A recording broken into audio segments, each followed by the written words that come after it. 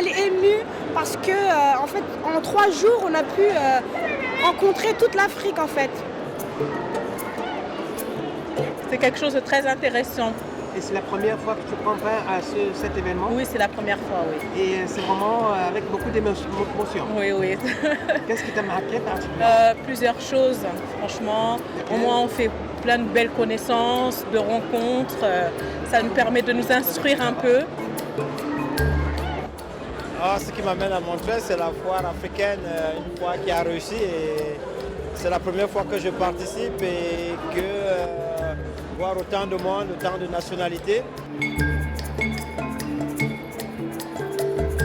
Déjà, il n'y a qu'à voir cette beauté naturelle en face de nous pour nous donner envie d'y aller, quoi. Donc, je sais pas, j'ai même pas encore ouvert le livre, en fait. On m'a souvent dit, voilà, vous avez de beaux cheveux, vous avez de beaux cheveux.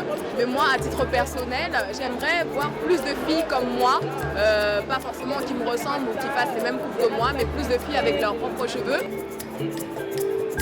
C'est l'occasion pour nous, le Tchad, de présenter ce que représente effectivement le Tchad.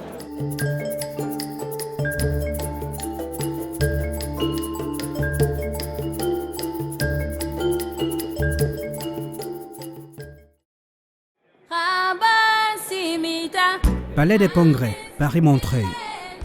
Ici se déroule la 2e édition de la Foire africaine de Paris. Des milliers de visiteurs sont venus d'Afrique, d'Europe et des 4 coins de la France pour célébrer pendant 3 jours le continent africain et surtout découvrir ses richesses culturelles, économiques et artistiques. Voilà, Comment tu vas, mon bonsoir. frère? Assez bien. C'est toi qui bavardes? En fait, la foire africaine, c'est la foire qui regroupe tous les Africains de tout le monde, de tous les pays d'Afrique, afin de présenter leur culture, leur richesse en fait. C'est un échange culturel entre l'Afrique et l'Occident. La Foire africaine de Paris représente aujourd'hui une vitrine exceptionnelle pour une Afrique en marche, décomplexée et consciente des grands enjeux économiques internationaux. Il faut être visible. Parce que de tout le temps, on a toujours parlé de nous, à notre place. Et pour une fois que les Africains eux-mêmes ou les Noirs, la communauté noire, essayent de s'imposer, de montrer ce qu'elle sait faire, je trouve ça toujours très intéressant. Incontestablement, la Foire africaine de Paris s'est positionnée comme l'événement majeur de la diaspora africaine, non seulement en France, mais en Europe. La Foire africaine de Paris revêt une symbolique remarquable dans la mesure où elle est une initiative des Africains pour les Africains et les amoureux de l'Afrique. On tire un bilan vraiment extrêmement positif de cette foire africaine. Nous, c'est la première fois qu'on y participe en tant que génération attendue et on a pu rencontrer des personnes de tous bords. Donc vraiment, on est vraiment assez satisfait parce qu'on a vraiment pu échanger, rencontrer des nouvelles personnes, présenter le projet, en parler, c'était vraiment le plus important. Donc on est très satisfait. Voilà. Tourisme, économie, art et culture, gastronomie, musique, mode et beauté. Autant d'univers thématiques offrant au public enthousiasmé l'opportunité de faire des rencontres, mais aussi de découvrir autrement le continent africain, berceau de l'humanité. J'étais là à la première édition il y a 2 ans, parce que moi, il y a longtemps que je crois à l'Afrique, quoi. Maintenant, les gens commencent à voir l'Afrique qui gagne, quoi. Et les gens commencent à voir la diversité, notre diversité à nous, de nos produits, de nos générations, le bon côté du soleil de l'Afrique, alors qu'on montre toujours le côté négatif. Je suis très content de voir ça. Et je suis surtout content du fait que vous pouvez leur montrer à travers ça. C'est ça qui est bien.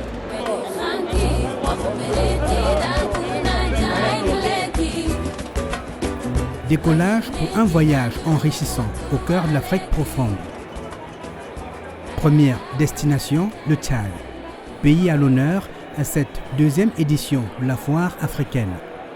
C'est une occasion pour nous de faire prévaloir toutes les potentialités, les opportunités que le Tchad dispose à travers cette foire et à tout le public et aussi à travers l'exposition de nos différents produits. Et c'est l'occasion pour nous, le Tchad, de présenter ce que représente effectivement le Tchad.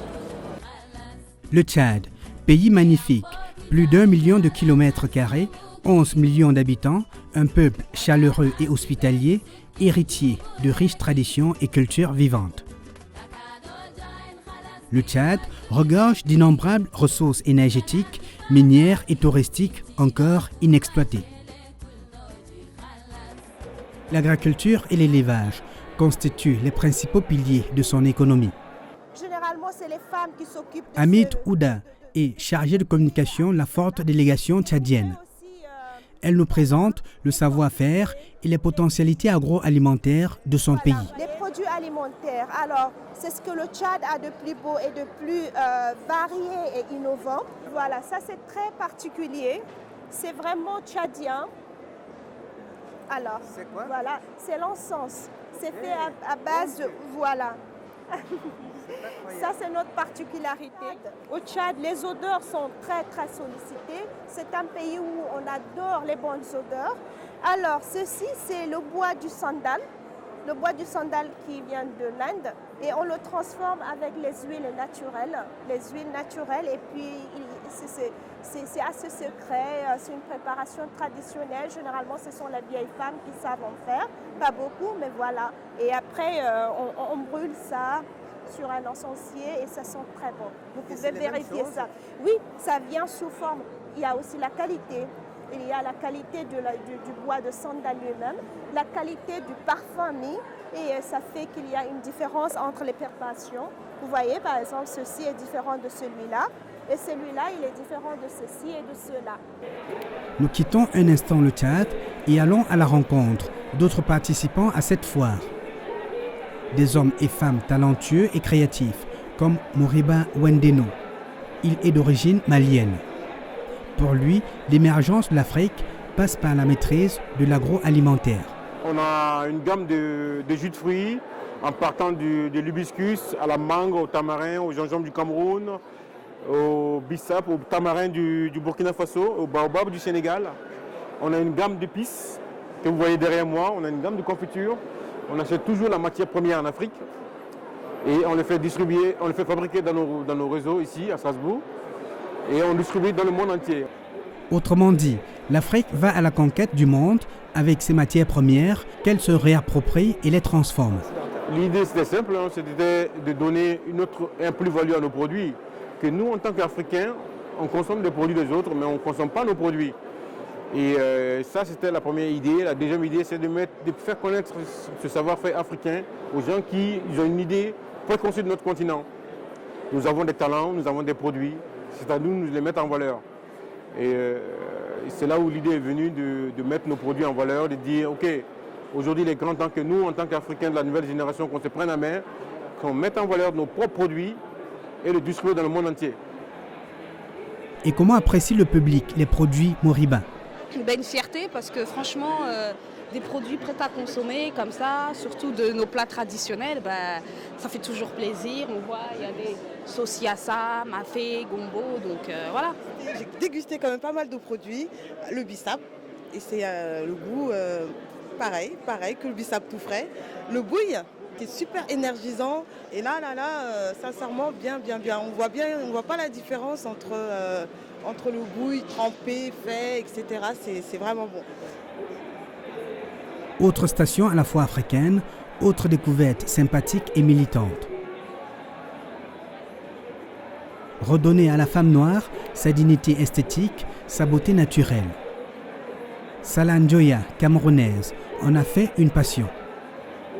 Elle présente ici le livre qui doit inciter les femmes africaines à être fières de leurs cheveux crépus. Aujourd'hui, on présente ce livre, donc des cheveux crépus sains pour une beauté naturelle.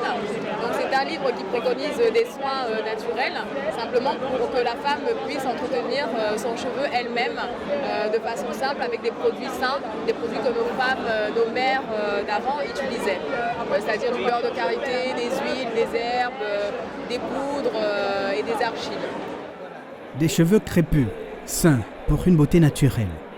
C'est le titre évocateur du livre de Salah Njoya. Qu'est-ce qui a donc motivé la démarche de l'auteur?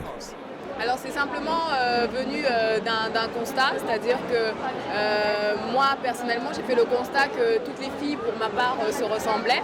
Elles ont toutes le même type de coiffure, les coiffures ne sont pas forcément personnalisées, elles ressemblent plus à des icônes qu'à elles-mêmes. Et je voulais en fait que les femmes africaines puissent avoir le choix justement de laisser soit pousser ses cheveux naturels, soit de les friser. Après, au moins, elles ont le choix. Et pour avoir ce choix-là, il faut comprendre effectivement qu'on peut avoir un cheveu crépus qui soit beau, qui soit facile à entretenir, et un cheveu crépus surtout qui soit appréciable des autres. Des autres, ceux-là qui ont jusqu'ici livré à l'Afrique leur canon de beauté, leur idéal corporel, leur modèle et style esthétique. Aujourd'hui, la tendance se dessine en douceur en faveur de l'Afrique positive. C'est le retour aux sources, aux racines africaines, l'affirmation de son identité africaine. Alors, c'est facile hein, parce qu'avant moi je me défrisais les cheveux. À un moment donné ils ont cassé, donc là j'ai dit stop.